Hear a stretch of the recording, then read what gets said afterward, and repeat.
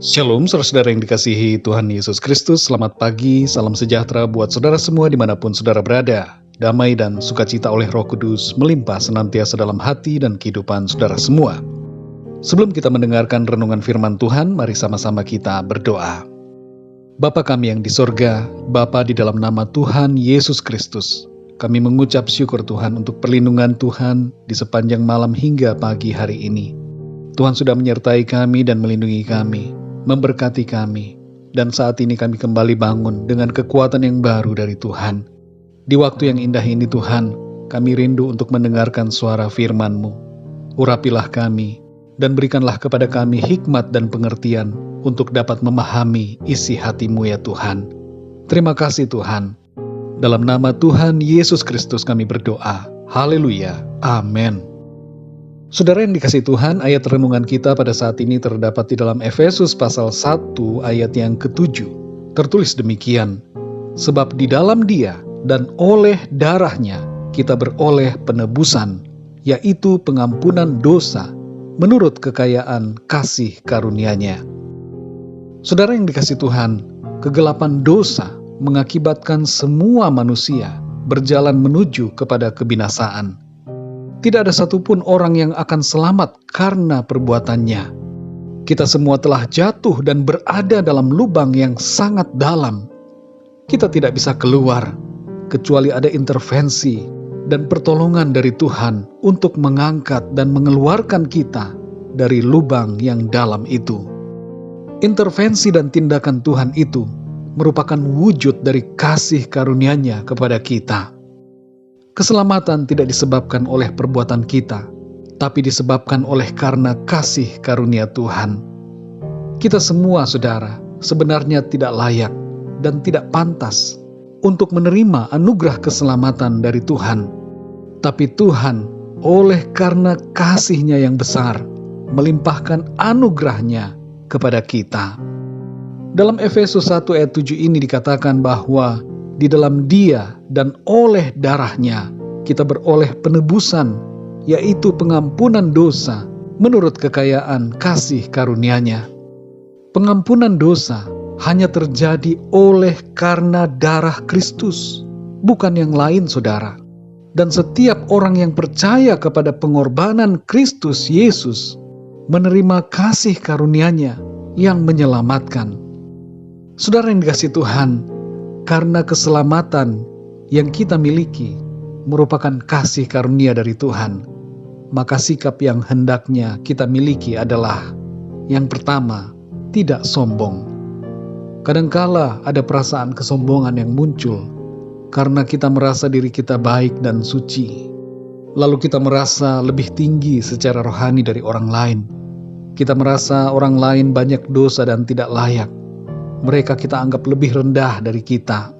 Sedangkan kita sendiri, kita merasa diri kita kudus dan layak di hadapan Tuhan karena perbuatan-perbuatan baik, amal, ibadah, dan karena segala macam pelayanan yang kita lakukan. Hal yang seperti ini, saudara, janganlah terjadi pada kita. Kita tidak boleh menyombongkan diri, baik secara jasmani maupun rohani. Dalam Efesus 2 ayat yang ke-8 tertulis, sebab karena kasih karunia, kamu diselamatkan oleh iman. Itu bukan hasil usahamu, tetapi pemberian Allah. Itu bukan hasil pekerjaanmu. Jangan ada orang yang memegahkan diri. Yang kedua, saudara, tidak lagi hidup dalam dosa. Ada yang mengira bahwa beriman kepada Tuhan Yesus berarti bebas melakukan dosa apa saja, karena dosanya sudah ditebus. Pendapat dan pandangan seperti ini adalah salah dan tidak berdasarkan kepada firman Tuhan. Setiap kita yang telah menjadi percaya kepada Kristus telah dibebaskan dari dosa dan dimampukan untuk hidup dalam kebenaran. Roma 6 ayat 14 mengatakan, sebab kamu tidak akan dikuasai lagi oleh dosa, karena kamu tidak berada di bawah hukum Taurat, tetapi di bawah kasih karunia.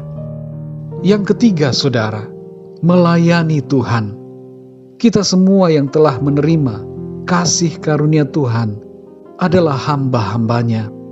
Artinya, saudara, sebagai hamba Tuhan, kehidupan kita adalah hanya bertujuan untuk melayani Tuhan, maka dari itu saudara, dalam segala sesuatu yang kita lakukan, biarlah semuanya itu kita lakukan untuk Tuhan dan bagi kemuliaan nama Tuhan.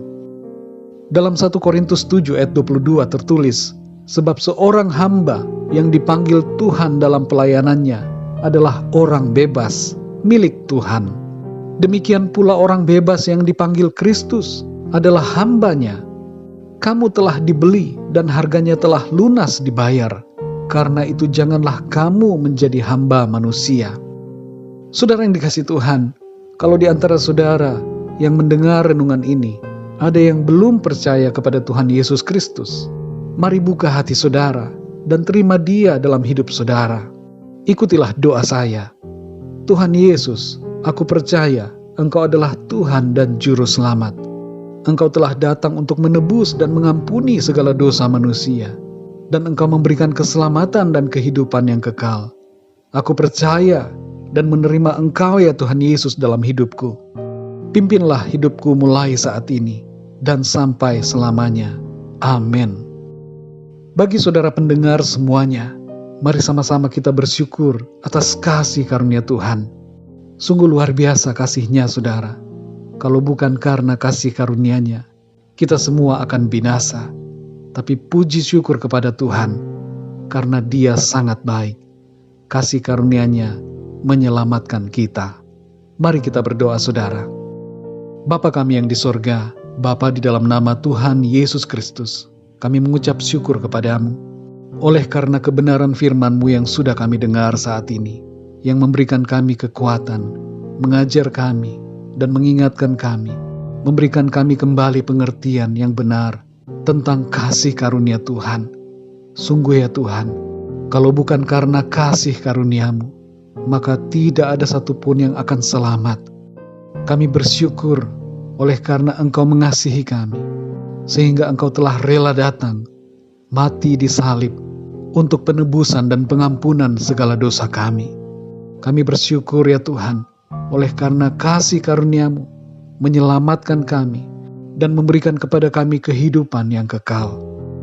Tolong kami ya Tuhan, supaya dalam sepanjang hidup kami ini, kami tidak memegahkan diri, tapi kami merendahkan hati kami, sebab kami diselamatkan, bukan karena perbuatan kami, tapi karena kasih karunia-Mu.